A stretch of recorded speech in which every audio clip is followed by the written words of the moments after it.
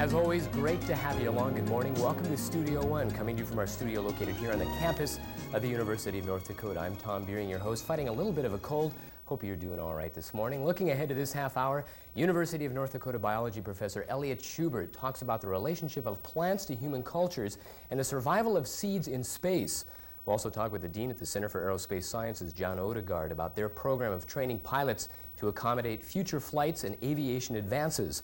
And in our Open Door segment, you'll meet the radio voice of the Minnesota Twins, Carneal. But first we go to the news desk and Amy Bremser. Good morning, Amy. Good morning, Tom, and good morning, everyone. Lithuania is holding firm to its declaration of independence from the Soviet Union, even though Moscow has shut off Lithuania's supply of fuel. The BBC quotes Lithuanian sources as saying a rumored offer to suspend the declaration for 2 years is false. The source adds Lithuania's president also denies the rumor. California voters will go to the polls on June 5th to decide whether to improve the state's funding for higher education. Proposition 111 would raise funds by increasing the state's gasoline taxes. The measure also proposes amending California's automatic limit on state spending, known as the Gone Limit Bill. If more funding is not generated, students can expect to pay 15% to 20% more for tuition each year. The University of North Dakota student body vice president is still Sarah Fugelberg. The Senate Appeals Committee upheld Fugelberg's election because it says the campaign laws about overspending are vague, and Fugelberg didn't purposely attempt to deceive the election committee. Fugelberg claimed that a $56 labor charge from a local t-shirt company was a personal contribution and not a donation. This Sunday has been proclaimed National Earth Day, a day when people worldwide are asked to stop, take a look around, and consider what they might do to help preserve this planet. And, as Ann Kieran reports, North Dakota now has some cleaning up to do. The first step in fixing a problem is admitting you have one. Some may think North Dakota has been a bit slow acting on environmental problems, but Assistant City Engineer Dick Newman says there wasn't a problem before. North Dakota hasn't acted on recycling or composting or any of the other alternative waste disposals because they really haven't had to. Land is abundant. It's fairly cheap to landfill compared to recycling or composting or incineration. Students are a major force behind the latest environmental movement. Environmental Conservation Organization member Steve Weiss says the state of North Dakota is doing its part. I think people in North Dakota are responding more and more positively to environmental issues and environmental concerns. Like anywhere else, the difficulty is finding out what is true and what is not true about how we're affecting the environment and how we can best preserve the environment. It's difficult to get good information. ECO is also the main sponsor of Earth Day in Grand Forks.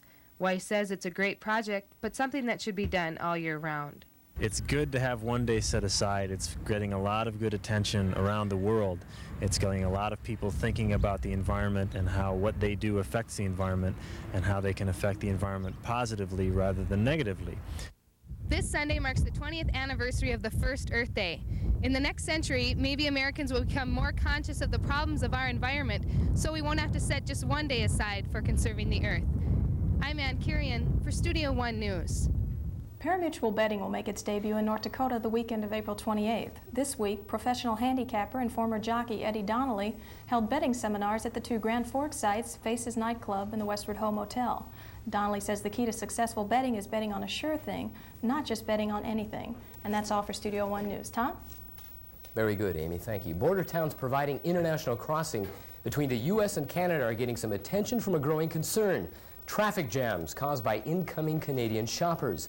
Approximately 27 million Canadians come through a year, often blocking traffic in small towns the size of 2,500 people. The annual traffic almost equals Canada's population. Now, as a free trade agreement between the two countries phases out tariffs on products purchased from one another, the traffic is expected to increase.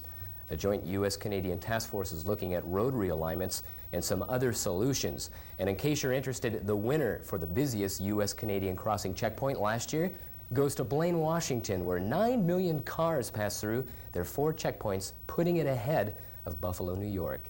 Studio One meteorologist Bridget Mikula joins us for some weather. Bridget? Thanks, Tom. Across the nation this morning, this high pressure is dominating much of the East Coast, bringing with it southerly winds and cloudy skies. Clear skies over across most of the Northeast and clear skies into the Florida region. In the Midwest, low pressure is dominating with areas of patchy fog and thunderstorms in the Texas region. Over on the West Coast, this cold front is moving further east with clear skies and high pressure dominating. The low temperatures across the nation this morning. Finally, temperatures are starting to look up for the Midwest and Great Plains region with temperatures in the 40s and 50s.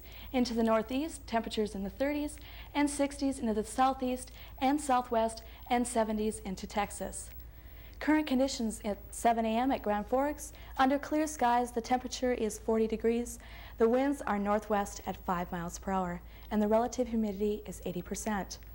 Temperatures across the tri-state region are very pleasant this morning, with the low at 32 in Bemidji, 49 in Pierre, 47 in Rapid City, 37 in Bismarck, and 38 in Fargo. I'll be back later with a look at the tri-state forecast and the nation's outlook. Tom? All right, thank you, Bridget. As we mentioned earlier, it's been 20 years since Americans first joined hands and hearts in a national pep rally for the environment. April 22nd, 1970. That was then, and this is now. Sunday is Earth Day 1990.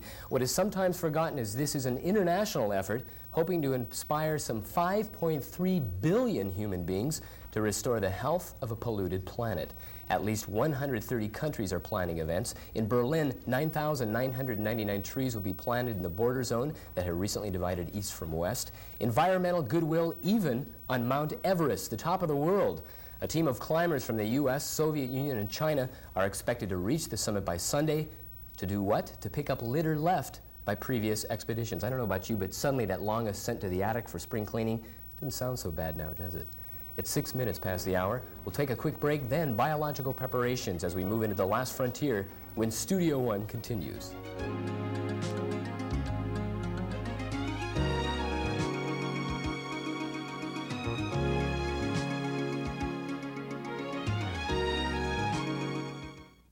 From the McGruff Files, the case of the Tucson tip-off. In the Midtown area of Tucson, Arizona, things were no doggone good.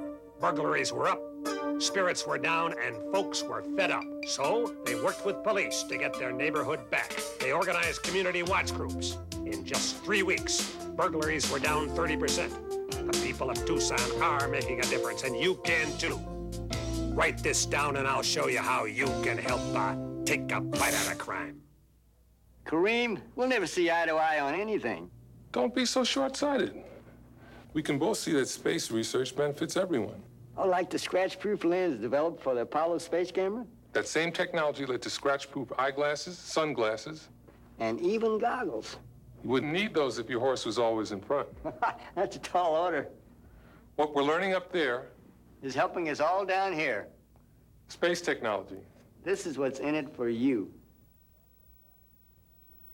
Welcome back to Studio One. Planning ahead. NASA's doing it, and it involves the input from a variety of fields. NASA sponsors a program that observes how seeds from planet grow in extraterrestrial habitats. Elliot Shubert has been following the progress of this type of experiment.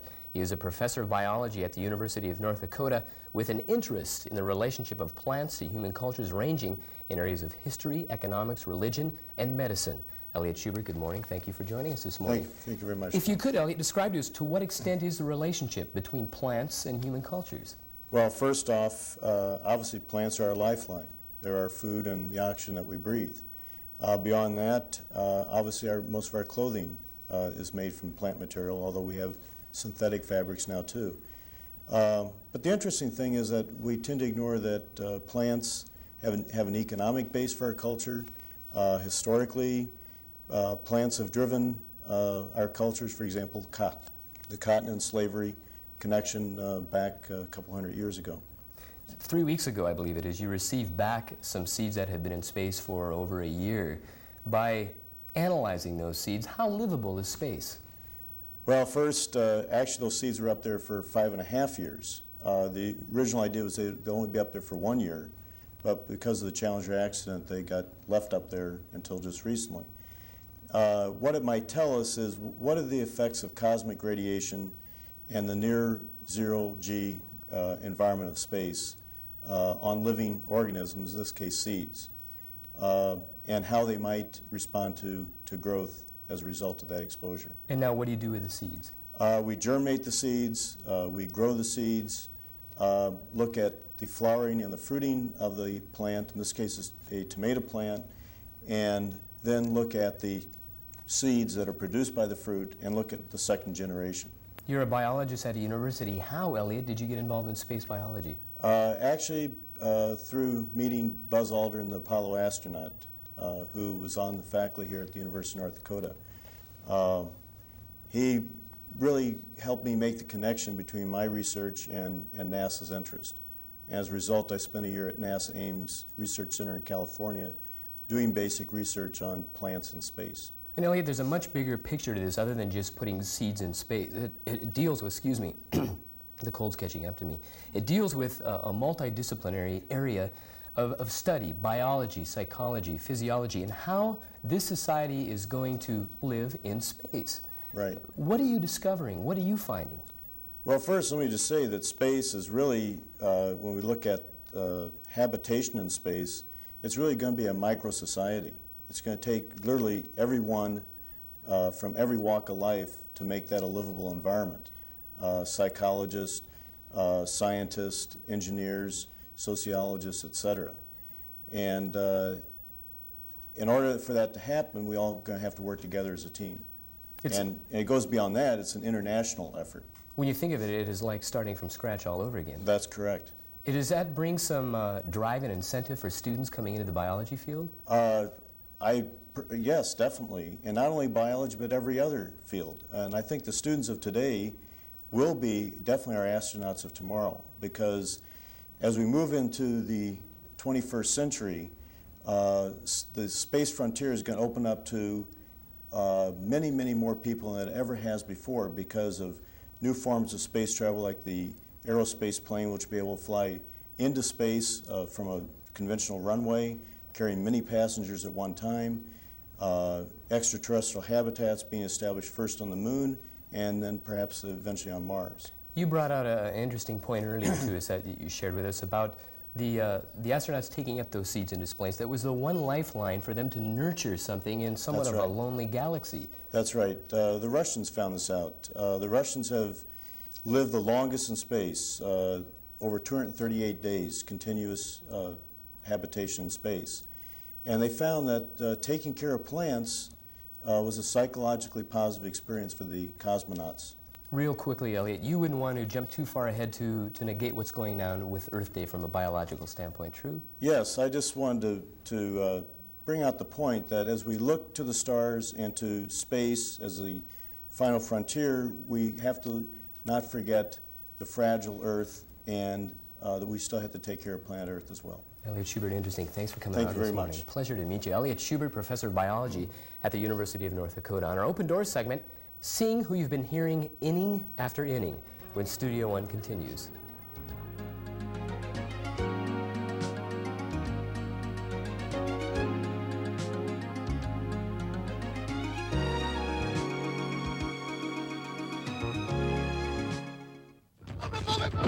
This company needs quick decisions. So does yours. This company needs leaders. So does yours. This company needs well-trained people. So does yours. So when this company needs to borrow people from your company, come on, man, move it out. Let's go, let's go. Remember, they'll always come back better than they were before. Hey, Bill, could we get your approval on this? Be a hero. Give your employees the freedom to protect ours. Every spring, America experiences the arrival of its most precious pastime and obsession. To some, even world events are upstaged by the infamous cry, play ball. As the 1990 baseball season gets underway, once again, fans across the country experience the game through that one radio voice who paints with eloquence the unfolding drama around those four bases. And just who are these unseen play-by-play broadcasters? On our Open Door segment, meet one of the game's finest. Voice of the Minnesota Twins, Herb Carneal. The umpires tonight, Rich Garcia will be behind the plate. Mike Riley at first base, Dale Scott at second base, and Rocky Rowe at third base. We're set to go as the leadoff batter, Jerry Brown, is stepping in against Frank Viola. And here to tell you about it, the voice of the Twins, Herb Carneal. All right, thank you, John, and hi again, everybody.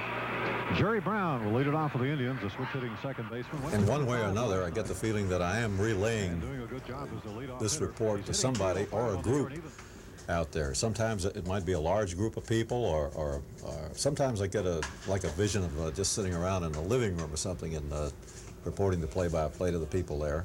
And so I try as best I can to portray a word picture, a verbal picture of the game that's going on.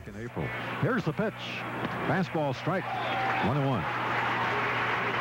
Frank has worked 156 innings this year. It was always really my ambition as a youngster to be an announcer. I guess because I felt I couldn't play well enough to get anywhere in professional baseball. I really loved the game though.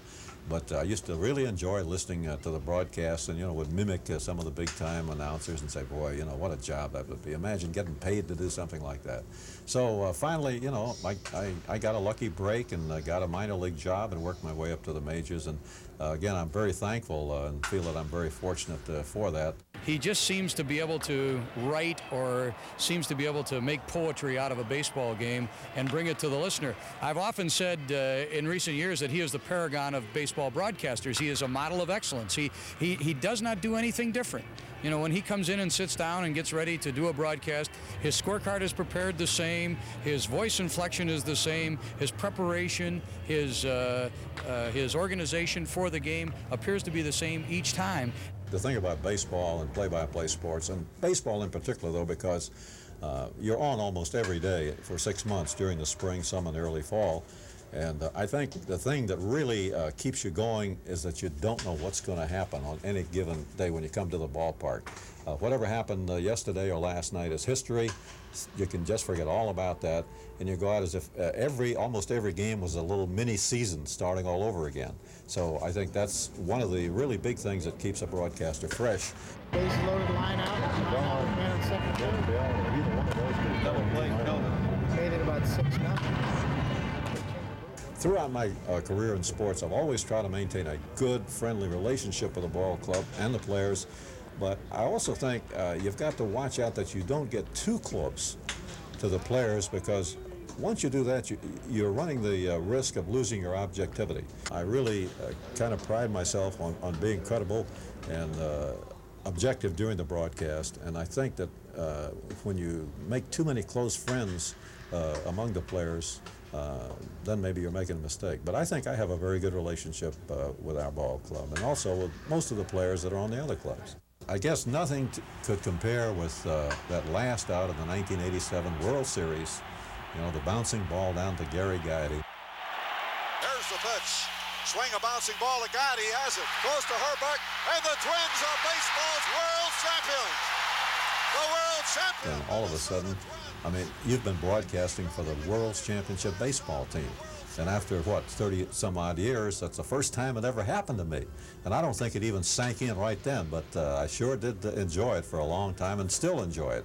To think, that a lot of great players and broadcasters, too, have been in the business a long time, but they've never had the opportunity to know what it's like to be with a championship team. Just underway here at the Metrodome in game number 2 of the 3-game series, and Frank Ola from the set delivers, swinging to the Shubert. I think baseball is a game of situations, anticipation. You know what a certain hitter is capable of doing when he comes up to the plate, or should the manager, should he bunt? Now everybody thinks, when you get a couple of guys on base, you should automatically bunt. There are situations, that don't dictate that. And I think if the folks would take a little time to really bone up and learn a little something about these individual players, what they can do under given situations, it would really make the game a lot more enjoyable to them. Kirby Puckett, the American League's leading batter, 1 for 3 tonight. He scored the Twins' only run. Infield out by Guidy. Newman leading at third. Bush at first, one out. The pitch is swung on line to left, the base hit. Newman scores a tying run. Bush to second, tied at 2. Puckett's second hit of the night is 47th RBI. I'm just very grateful that I've had an opportunity to be in it as long as I have and to stay with the Minnesota Twins as long as I have. That's kind of a long time for anyone in this business to be with the same franchise. So I guess I just feel plain lucky about my career. And with John Gordon, this is Herb Carneal. The final score tonight, Twins 5 and the Indians 4. Going into this is 33rd year of sports broadcasting, Minnesota Twins radio announcer Herb Carneal. He is as gracious and a professional a man you could ever meet. It's 21 minutes past the hour. What one college campus is doing about flight aviation of the future when Studio One continues.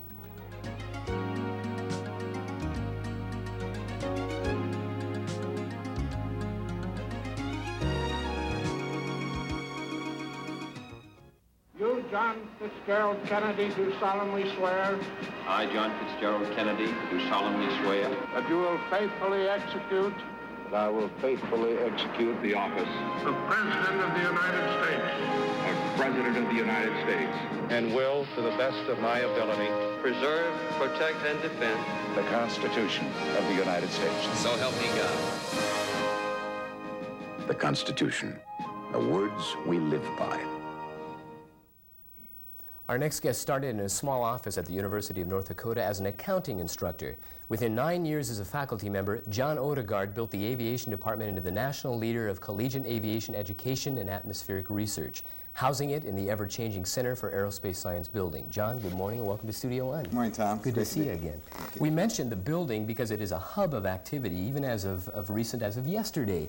Now, what qualifies a university and students to be on the cutting edge of aviation? Well, what qualifies any university on any cutting edge, of course, I think is people, both the quality of the students and the quality of the faculty. And some of the things that we've recently done, for example, as early as yesterday, or as late as yesterday, in announcing that the aviation industry had selected the university to be its UL laboratory, if you will, or its independent laboratory to evaluate all of the coursewares made by all of the manufacturers. And if I could give you a little background on that, all manufacturers today, Boeing, Lockheed, McDonnell Douglas, Airbus, British Aerospace, when you buy one of their new airplanes, now their new airplanes are real high technology and fly-by-wire and glass cockpits and so forth. When you buy their airplane, along with that airplane comes a complete computer-based training program, video interactive, real high technology training. And so in an effort to standardize all that worldwide, because you have manufacturers in England and in Germany, of course in France and throughout the United States and the Netherlands, they have formed an organization called the Aviation Industry Computer-Based Training Council.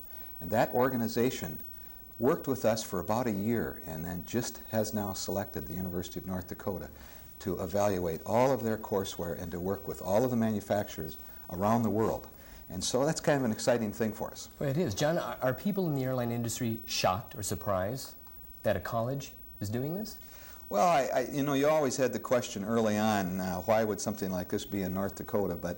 But over a period of time, we have developed a reputation for excellence. We have attracted some extremely highly qualified faculty, and of course, the faculty attract this kind of attention for us, and it's very successful for us. And also, John, the caliber of the students. There was some time ago concern about an international pilot shortage. You folks are cranking out the pilots of tomorrow. And foreign students, where are some of them coming from? Where are they returning? What will they be doing? Well, give us an idea. When we look at the airplanes of the future, like I mentioned, McDonnell Douglas and Boeing and the rest are building what we call glass cockpits, fly-by-wire, fully automated airplanes. We need to be looking at a different kind of a person who's going to fly that airplane. Dr. Elliot Shubert in the last section talked about the National Aerospace plane, an airplane that's an airplane that will take off from a runway and accelerate in what we call a single stage to orbit, go up into the upper atmosphere, accelerate past Mach 25, go out into space, be able to dock with a space station or wherever and return again. Yet it's an airplane. We're now talking about the young people today who are going to fly those kinds of equipment in the future. And therefore, what we have done is developed a program which we call Spectrum, which trains the pilots of the future, considering the kinds of technology that we're going to be using. And it's attracted people from all over the world. As you know, we have students that have recently graduated from the Republic of China. We had a class that just graduated from Bahrain and the Gulf states, and they all returned to their countries, and in those particular cases, they're airline pilots for their particular countries. John, when we talk about future aviation, there are 3 points that you address, which are implemented here at UND. One of them, technology automation. We're shifting, as you said earlier, now to computerization. Anything will be lost from the adjustment of going from the human element to a mechanical element? No, I think the exact opposite. The jury's still out. There's an awful lot of debate going on. We're flying now fully fly-by-wire automated airplanes. But there's still a big question of, are we going to fly computer-controlled, man-monitored airplanes, or are these airplanes going to be man-controlled, computer-monitored? That's still out. The technology's there. We're flying the airplanes today. And because of that, we now need to have all of the normal skills that a pilot needed to have. But we need to have far more significant technical skills, electronic skills, avionics skills, and particular human relation skills. John, real briefly, how long till we see hypersonic flight? On an experimental standpoint, of course, we've had hypersonic flight for over 20 years, but the new X-30 airplane that's being built will fly experimentally, hopefully by 1995. Not too far away. Very right soon. around the corner. You bet. Not soon enough for you, though, John, right? Dean of the Center for Aerospace Sciences at the University of North Dakota, John Odegard. A final look at the weekend forecast after this break.